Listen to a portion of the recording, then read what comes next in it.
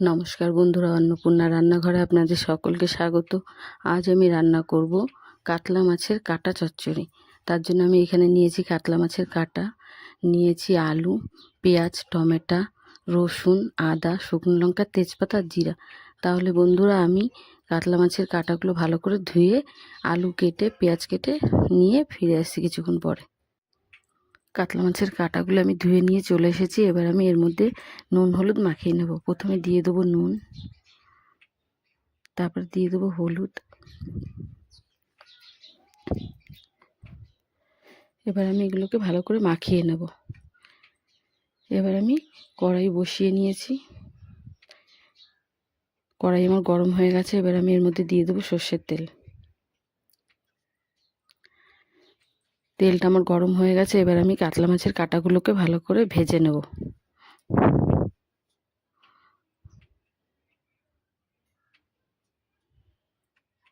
মাছগুলোকে এবার আমি উল্টে নেব।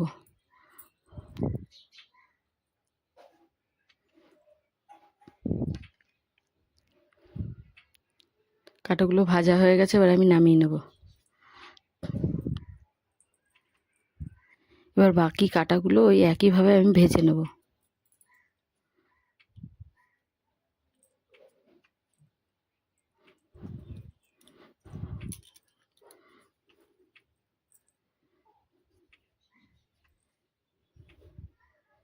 এগুলো ভাজা হয়ে গেছে। এগুলো আমি নামিয়ে নেব। এবার ওই তেলেই আমি আলুগুলোকে নুন হলুদ দিয়ে ভেজে নেব।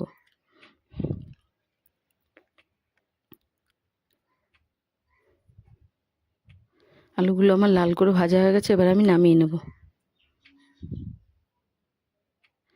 ওই তেলের মধ্যেই আমি দিয়ে দেবো শুকনো লঙ্কা, তেজপাতা আর গোটা জিরে।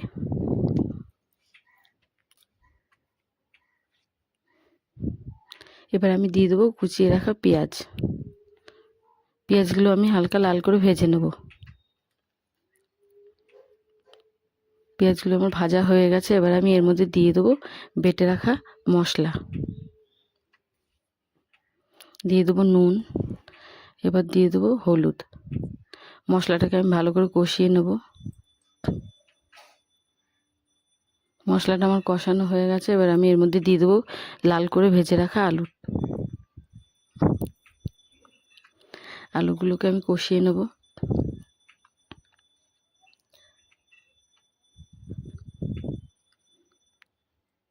এবার আমি দিয়ে দেবো এর মধ্যে কেটে রাখা টমেটোটাকে দিয়ে আমি আবার একটু কষিয়ে নেব।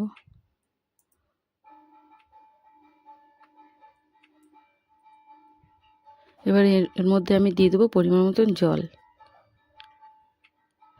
জল দিয়ে এবার আমি ঢাকা দিয়ে দেবো।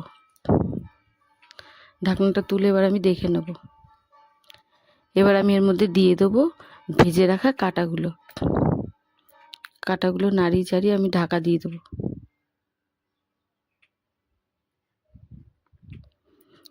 এবার আমি ঢাকনাটা তুলে দেখে নেব।